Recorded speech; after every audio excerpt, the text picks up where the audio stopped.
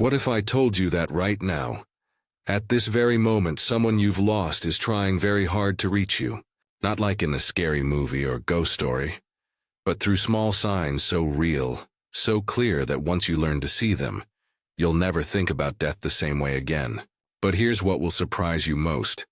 If you ignore these signs for too long, the soul doesn't just stay lost, it starts to fade away. What if missing these warnings means leaving someone you love stuck forever in confusion and pain? Your grandmother who died last winter, your best friend from school, even that pet who felt like family. What if they're not gone? What if they're stuck waiting, trying to call out to you for help you never knew you could give? And what if every day you don't answer, their situation gets worse? I'm about to share with you the most amazing discovery made by Edgar Cayce, the sleeping prophet, whose special readings changed how we understand what happens to the soul after death.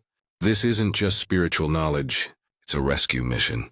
And by the end of this video, you'll have the exact tools that could truly save the spirits of those you love most from a terrible fate.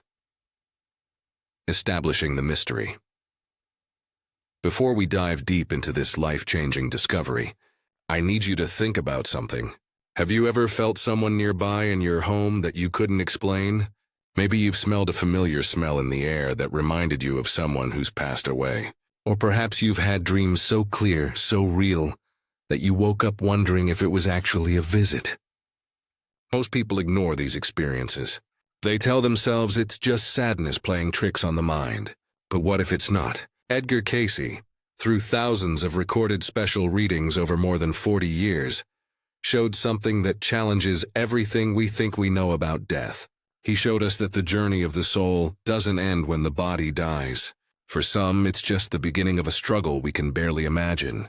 And here's what will shake you. According to Cayce's readings, many souls who have passed don't right away move on to whatever comes next. They become trapped between worlds, confused, lost, and really needing help from those still living. Your help. If this makes sense to you so far, please hit that like button. It tells me we're exploring things that matter to you, and it helps others find this information that could change their life. The foundation. To understand how people who died can need our help, we first need to understand what Edgar Cayce showed about the moment of death itself. Through his amazing gift, Cayce was able to see into the experience of souls as they moved from physical life to whatever lies beyond. What he discovered was both beautiful and sad. When we die, Cayce explained, our awareness doesn't simply turn off like a light. Instead, we enter what he called the borderland, a place between the physical world we've known and the spiritual worlds that wait for us. Imagine standing at the edge of a huge ocean with familiar land behind you and unknown waters stretching forever ahead. For some souls, this change is smooth and natural. They're met by guides, by loved ones who've crossed before them, by beings of light who help them understand their new state of being. These souls move forward in their spiritual journey, continuing to grow and change in ways we can barely understand. But here's where it gets deep and very moving. Not every soul makes this change easily. Some become confused in the borderland. Others are held back by strong emotions, guilt they haven't solved, huge love for those they've left behind, or not being able to accept that their physical life has ended.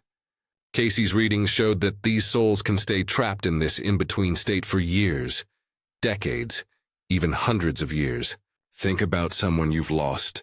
Really picture their face for a moment. Feel the love you still carry for them. Now imagine if they were stuck, unable to move forward, unable to find peace, calling out to you in ways you never learned to hear. This isn't about scary hauntings or mean spirits. This is about love. This is about souls who are lost and need help from those who still remember them, who still carry their memory in living hearts. The warning signs. So how do you know when someone you've lost needs your help? Edgar Cayce's readings gave specific signs that show a soul who died is reaching out, trying to tell you they need help in moving forward. The first sign is what Cayce called emotional problems in the environment. You know that feeling when you walk into a room and the energy just feels heavy? When you're in your home and suddenly feel sad or worried for no clear reason. This isn't random. According to Cayce, troubled spirits can affect the emotional feeling around them, especially in places that were important during their physical life. Your childhood home might feel different now.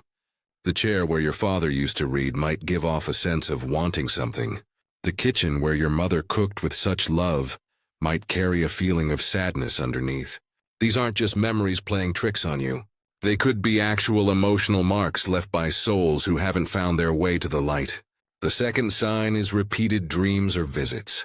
But here's what most people don't understand. Not all spirit dreams are peaceful meetings. Cayce's readings showed that when souls are trapped, their dream visits often carry a sense of rush, confusion, or worry. The person who died might appear lost, asking for directions or expressing worry about things left unfinished. Pay attention to the emotional feeling of these dreams. Are they filled with love and peace? Then your loved one has likely moved on successfully and is simply letting you know they're okay. But if the dreams feel heavy, worried, or incomplete, this could be their way of asking for your help.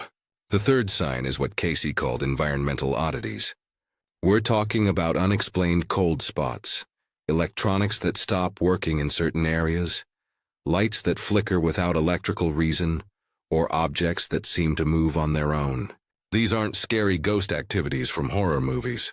They're the frustrated attempts of souls to touch the physical world, to get your attention, to make you aware they're there. But here's something most people don't understand about these environmental signs. They're often deeply personal and meaningful. A trapped soul doesn't randomly affect electronics. They're drawn to devices and objects that were important in their relationship with you. The radio that played your favorite song together, the lamp they always turned on when reading, the photograph that suddenly falls from the wall for no clear reason. Cayce's readings showed that souls in the borderland keep their personality, their preferences, their emotional connections. They're not generic spirits. They're still the unique people you knew and loved, just existing in a different state of awareness. This is why their attempts to communicate often show their personal traits. A gentle soul might cause flowers to bloom at the wrong time of year. A playful spirit might move objects in ways that would have made them laugh when alive. I remember reading about a woman whose husband had died suddenly in a car accident. For months after his death, the radio in their bedroom would turn on by itself at exactly 3:17 a.m., the time he used to leave for his night shift job. She first thought it was an electrical problem, but repair workers could find nothing wrong. It wasn't until she learned about Cayce's teachings that she understood. Her husband was trapped, still trying to go to work, still locked in the routine of his physical life. But the story doesn't end there. When she finally understood what was happening, she began speaking to him directly during these 3:17 a.m. times. She would sit up in bed and say, "Honey, you don't need to go to work anymore. Your job here is finished. It's time to rest, to find peace, to move toward the light." She told him about the life insurance that would take care of her, about how their children were growing strong and independent, about how his earthly jobs were complete. It took several weeks of these loving conversations, but eventually the radio stopped turning on. The last time it happened, she heard their wedding song play softly before the silence returned forever. She knew in her heart that he had finally found his way home. This beautiful example shows us something deep. Environmental oddities aren't just random supernatural events. They're love letters written in the language of energy and vibration. They're desperate attempts by souls who remember how to love, but have forgotten how to let go. And here's what will take your breath away. According to Cayce's readings, when you notice these signs with love instead of fear, when you respond to them with understanding instead of denial, you create an energy bridge that makes communication easier. The soul feels heard, accepted, less alone in their confusion. Your recognition of their presence becomes the first step in helping them find their way to the light. The fourth sign is meaningful coincidences that feel like messages. Finding pennies in impossible places, seeing the same number patterns over and over, having strangers mention your loved one's name in conversation. Cayce explained that souls in the borderland can influence chance and luck to create these meaningful moments. But here's the important part that most people miss. These meaningful coincidences often happen more and more when the soul's need for help becomes more desperate. If you're noticing more and more signs, it might not be that your loved one is getting better at communicating. It might be that they're becoming more urgently in need of your help. And maybe that's why your house feels different at night. If you're recognizing these signs in your own life, please let me know in the comments. Your experiences matter, and sharing them helps others realize they're not alone in this. Hit that heart button on comments that touch your heart. It creates a community of support for those going through these deep experiences. The fifth sign is changes in your own emotional or spiritual state. Cayce's readings showed that when we're closely connected to a soul in need, we often absorb their confusion or worry. You might find yourself feeling unusually sad on certain anniversaries. You might have trouble sleeping in specific rooms. You might feel pulled to visit places that held meaning for your loved one who died, not out of memories, but from a deep, unexplainable need. This psychic connection between the living and the departed isn't weakness. It's actually a form of love so powerful that it goes beyond death itself. But it also means that their struggle becomes partly your struggle. Their inability to find peace affects your ability to find peace. The sixth and perhaps most deep sign is what Cayce called soul calling. This is when you feel a huge urge to do something specific for someone who has passed. Visiting their grave with flowers they loved, donating to a cause they cared about, or finishing a project they left incomplete. These aren't just your ideas. According to Cayce's readings, these urges often come directly from the soul who died, mentally communicating their needs and desires. But here's what's truly amazing. When you follow these urges, when you honor these soul callings, you're not just doing something nice in memory of your loved one. You're actually giving them the earthly completion they need to move forward in their spiritual journey. The deeper understanding. Now that you understand the signs, we need to explore something even deeper. Why do some souls get trapped while others move smoothly? Edgar Cayce's readings showed several reasons that can cause a soul to become stuck in the borderland. The first reason is sudden or violent death. When someone dies unexpectedly in an accident, from a sudden illness, or through violence, their soul often hasn't had time to prepare for the change. Imagine being deep in sleep and suddenly thrown into a completely unfamiliar place. The confusion can be overwhelming. These souls often don't even realize they've died. They might continue trying to live their normal lives, wondering why people can't see or hear them, becoming more and more frustrated and alone. Cayce's readings described souls who had been trapped for decades, still trying to go to work, still attempting to care for family members who had long since moved on or passed away themselves. The second reason is strong attachment to physical life. Some souls become so identified with their earthly life, their relationships, their possessions, their roles and jobs, that they simply can't let go. A mother who was deeply devoted to her children might refuse to cross over, staying near them, in a misguided attempt to continue protecting and caring for them. But here's the heartbreaking truth. By staying trapped in the borderland, these well-meaning souls often cause the very worry they're trying to prevent. Their unresolved energy creates the heavy, sad feeling that makes it harder for the living to heal and move forward.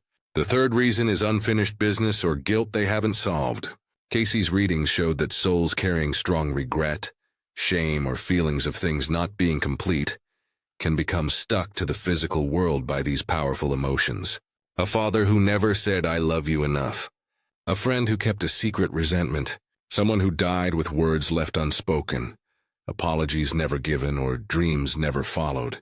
These souls often really want to communicate messages of love, forgiveness, or closure, but they lack the knowledge or ability to cross the wall between worlds well.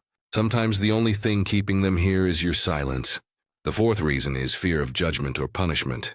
Some souls, particularly those who struggled with guilt or shame during their physical life, become terrified of moving forward because they believe they'll face blame or punishment. They stay in the borderland not because they're trapped by outside forces, but because they're too afraid to face what they believe waits for them. This fear often comes from religious teaching, society's expectations, or deeply planted beliefs about not being worthy. A soul might be trapped by the belief that they weren't good enough, that they made too many mistakes, that they don't deserve peace or salvation. They create their own prison out of shame, guilt, and self-blame. But here's where Cayce's discoveries become truly life-changing. Through thousands of readings, he consistently showed that the universe works on love, not punishment. The judgment these souls fear is often far harsher than anything they would actually face. Their self-created exile from the light is based on misunderstanding, not reality. Imagine a child who has broken something precious and hides in their room, afraid to face their parent, not knowing that the parent is simply waiting with open arms, ready to forgive and comfort. This is the spiritual reality for many trapped souls. They're hiding from a love so vast and unconditional that it would dissolve their fear instantly if they could only trust enough to step into it. Cayce taught that the judgment souls face after death is not the harsh evaluation by an outside God that many religious traditions describe. Instead, it's a loving review of their life experiences done in the presence of beings whose only desire is to help them understand, grow, and heal. It's like watching a movie of your life with the wisest, most caring teacher imaginable. Someone who sees your potential, understands your struggles, and loves you unconditionally despite your mistakes. But souls trapped by fear can't see this truth. They're blinded by their own sense of not being worthy, creating a spiritual fog that stops them from seeing the light that's always been there waiting for them. They need help from the living. They need someone who loves them to remind them of their true worth, to speak words of forgiveness and encouragement that can get through the darkness of their self-created isolation. Understanding these reasons helps us realize something deep. Helping trapped souls isn't about doing complex rituals or having special psychic abilities. It's about love, understanding, and giving the emotional and spiritual support they need to let go and move forward. It's about becoming a voice of divine love in their moment of confusion and fear, the help they need. So what can you actually do to help a soul who died who's trapped in the borderland? Edgar Cayce's readings gave specific practical guidance that anyone can follow. The first and most powerful tool is prayer. Not just any prayer, but specific prayers focused on the soul's highest good and spiritual progress. Cayce stressed that when we pray for someone who has passed, we're not just sending good thoughts into empty space. We're actually creating a bridge of light energy that can guide lost souls toward their next stage of spiritual growth. But here's the key. Your prayers need to be about release, not keeping them close. Instead of praying for your loved one to stay close to you or to send you signs, pray for their peace, their understanding, and their ability to move forward in their spiritual journey. Pray that they find the light, the guides, and the love that will help them move successfully. A simple but powerful prayer might be, I surround name with love and light. I pray for their highest good, their understanding, and their peaceful move to whatever lies ahead. May they find the guidance and support they need, and may they move forward in love and joy. The second tool is what Cayce called conscious communication.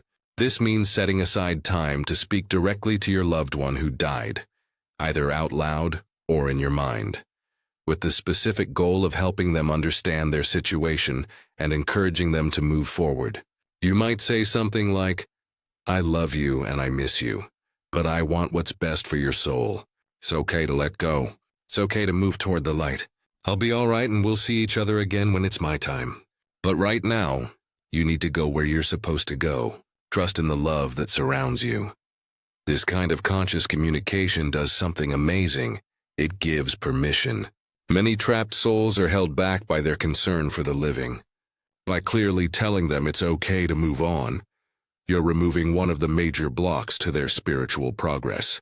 The third tool is forgiveness, both giving it and helping it happen.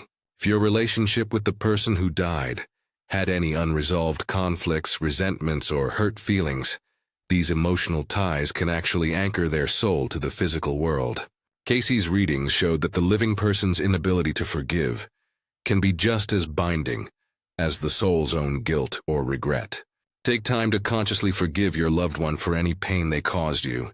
More importantly, forgive yourself for any regrets you carry about the relationship. Speak these forgivenesses out loud, talking to the person directly, and feel the weight of those emotional chains being broken. The moment you forgive, you set two souls free, theirs and your own. The fourth tool is completion of unfinished business. Remember those soul callings we talked about earlier? Following through on them isn't just a nice gesture. It's actual spiritual service. If you feel called to finish a project your loved one left incomplete, to deliver a message they never had the chance to share, or to heal a relationship they regretted damaging, trust these urges. But here's something important. When you complete these tasks, do them with the conscious goal of helping the soul move forward, not just honoring their memory. Say something like, "I'm doing this for you so you can be at peace. Now you can let go and move toward your highest good." The fifth tool is creating ceremonies of release. Cayce often recommended specific rituals designed to help both the living and the departed let go of their earthly attachments. These don't need to be complicated or formal. Light a candle and consciously send love and light to your loved one who died. Write a letter saying everything you wish you had said, then burn it with the goal of sending your words across the veil. Create a memorial garden and dedicate it to their spiritual journey, not just their memory. If you're feeling called to try any of these approaches, I'd love to hear about your experiences in the comments. Your journey could give hope and guidance for others facing similar situations. The transformation. Now we come to the most important part of this entire discussion, because understanding how to help trapped souls isn't just about them. It's about you. It's about how this knowledge can transform your relationship with death, with loss, and with the very meaning of love itself. When you truly understand that awareness survives death, that your loved ones continue to exist and grow and learn in other dimensions, everything changes. Grief doesn't disappear, but it changes. The sharp edge of permanent loss softens into a different kind of longing. Not the despair of never seeing someone again, but the temporary sadness of separation, like being apart from someone who's traveling far away. But it goes deeper than that. It touches the very core of what it means to be human. When you understand that you can actually help the souls of those you've lost, you discover a form of love that goes beyond the physical world. You realize that your connection to them isn't cut by death. It's transformed into something more powerful and purposeful than it ever was when they were alive. Think about that for a moment. Your grandmother, your father, your friend, your child who passed too soon, you can still be a source of light and guidance for them. You can still express your love in ways that have real, touchable impact on their spiritual well-being. Death hasn't ended your relationship. It's revealed new dimensions of it you never knew existed. This realization creates what I can only describe as a revolution of the heart. You begin to understand that every person you've ever loved, every soul you've ever connected with, remains part of your spiritual family forever. The bonds created in love are eternal, unbreakable, and constantly changing across dimensions of existence.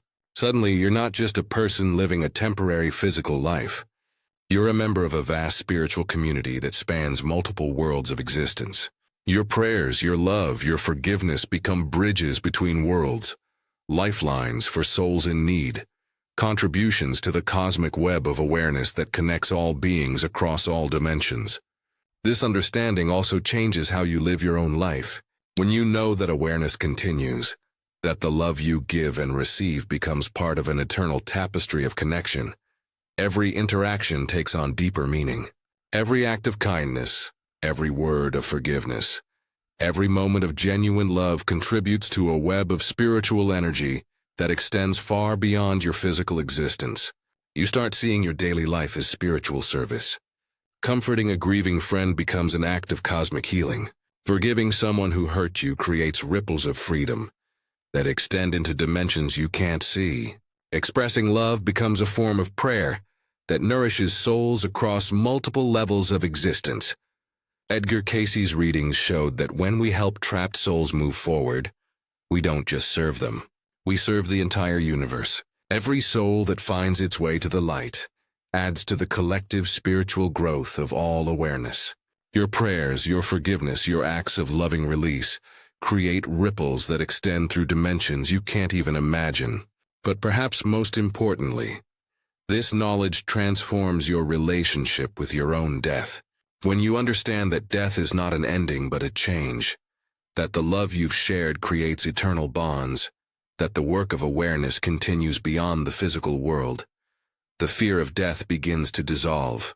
You start to see your physical life as one chapter in a much larger story. You begin to focus not just on collecting experiences or achievements, but on developing the qualities of love, forgiveness, and spiritual understanding that will serve you and others throughout eternity. Challenge for you. So, here's my challenge to you tonight. When you're alone and quiet, think about someone you've lost who might need your help. Feel into your heart and ask yourself, are there signs I've been ignoring? Are there soul callings I haven't answered? Are there words of forgiveness or release that need to be spoken? If the answer is yes, don't wait. Don't tell yourself you'll do it someday when you're feeling stronger or when you have more time. Souls trapped in the borderland have been waiting long enough. They need your love, your prayers, your permission to move forward. They need it now. And remember, this isn't about having special abilities or being particularly spiritual. This is about love. This is about the most natural thing in the world, helping someone you care about find their way home. As you begin this journey of conscious communication with the departed, write down your experiences. Share them in the comments below. Subscribe if this information has opened new doorways in your understanding, because we're going to continue exploring the deep mysteries that Edgar Cayce revealed about life, death, and the eternal nature of awareness. Your willingness to help trapped souls move forward doesn't just serve them. It serves everyone who's struggling with loss. Everyone who's wondering if death really is the end. Everyone who needs to know that love truly is stronger than death. Hit that notification bell because the next video in this series will reveal Edgar Cayce's most shocking discovery about what happens when souls successfully move to the other side and how they continue to play active roles in the lives of those they love. The departed need your help. But more than that, they need your understanding that helping them is one of the most deep expressions of love possible in this universe. Are you ready to answer their call? Remember, true love doesn't end with death. It finds new ways to serve, to heal, and to guide. Your loved ones who died are counting on you to help them find their way to the light. Don't let them wait any longer.